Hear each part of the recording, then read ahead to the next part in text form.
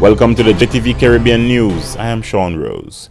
The search continued for 2 persons missing at sea and presumed dead after the minivan carrying 21 passengers, including at least 14 students, plunged into the sea at Rock Gutter between Fancy and Oya in the northeastern section of St. Vincent and the Grenadines on Monday, January 12th. 5 persons were confirmed dead and 14 were hospitalized as a result of the incident. More in this Kenton Chance Eyewitness News report. Classes were suspended for a second consecutive day on Tuesday at North Union Secondary School.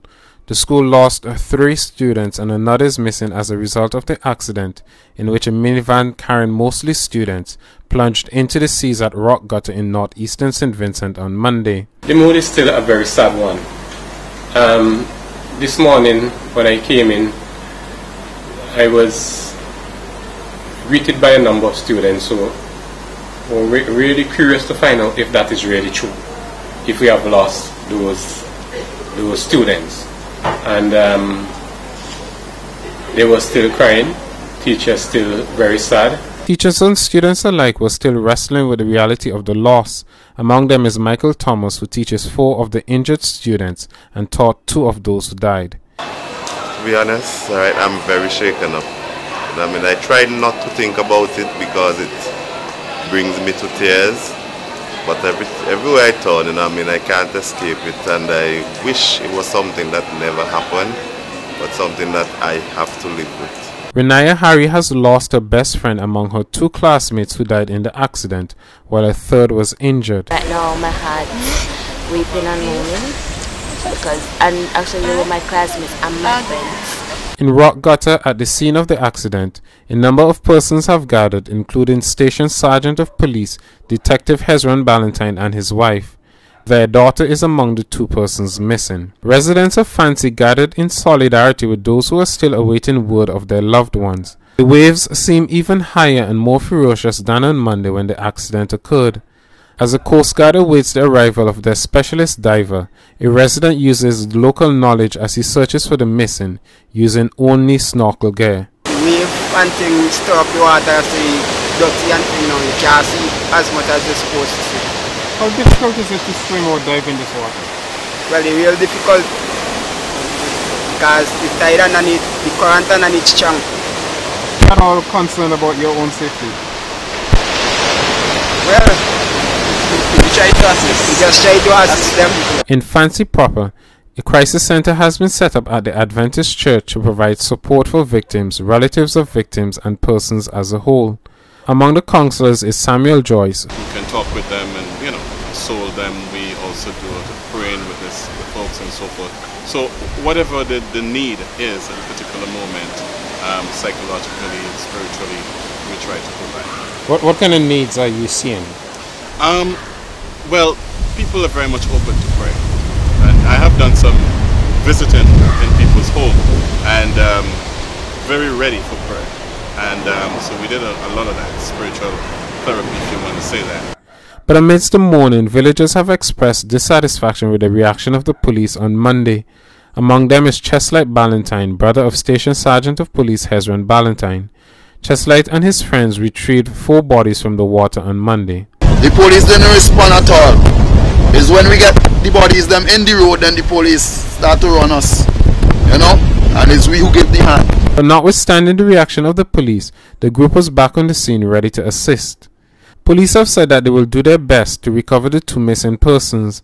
The Ministry of Health said Tuesday that 5 persons died, 2 are unaccounted for, and 14 persons were hospitalized as a result of the accident. Kenton Chance, Eyewitness News. The driver was among those rescued by local fishermen. He reportedly lost control of the vehicle after the brake system failed, sending the aged minivan crashing into the rocky seacoast.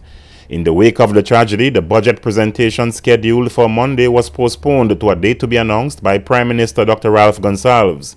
Judicial matters that were due to be heard at the Georgetown Magistrates Court on Monday were also adjourned to a date later this month. Regional airline Liat will be reducing its fuel surcharge on tickets effective January 15 by 50% for all new bookings, CEO David Evans announced in a statement. According to Carib Journal, the carrier first announced the fuel surcharge in 2003 in the wake of increasing fuel prices. In 2009, LIAT removed the fee, eventually reinstituting it in 2011. The move comes as the price of jet fuel and crude oil have been falling. In a statement, Evans said being fully aware of the impact rising fuel prices have had on customers, it is only fitting that they benefit from the decreased prices. The company did not say how much the move would reduce ticket fares. The OECS Commission has embarked on a media and public relations campaign, which they hope will improve the public's knowledge of mergers and acquisitions. This follows the $3 billion acquisition of Columbus Communications by Cable and Wireless. More in this report from HTS News Force. It created a firestorm among competitors, players in the industry and consumers.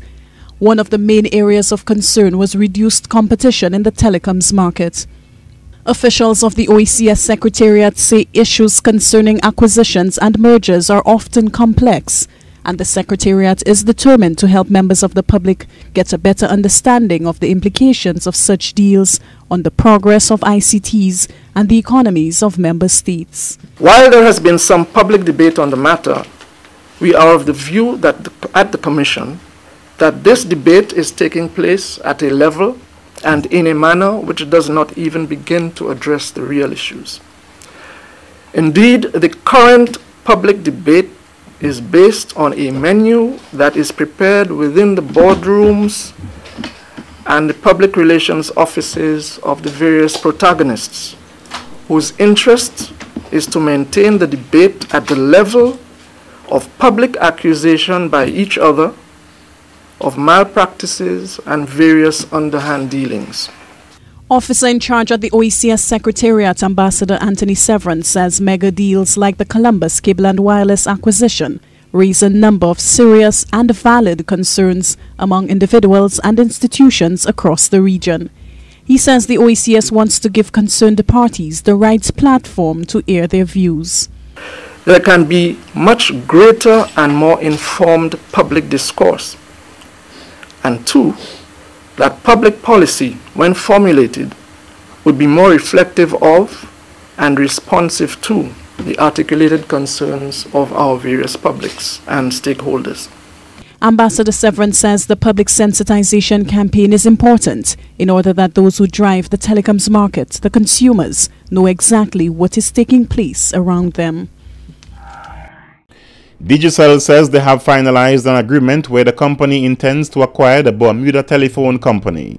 According to Burn News, a statement from Digicel states that Digicel believes that Bermuda Telephone Company's fixed voice and internet services will complement Digicel's mobile offerings, allowing Digicel to bring better services and value to consumers in Bermuda. The statement by Digicel added that the financial terms of the agreement are confidential and will not be disclosed. In addition, the proposed deal is subject to regulatory approvals. Digicel says their intention is to grow their business in Bermuda and invest in the future.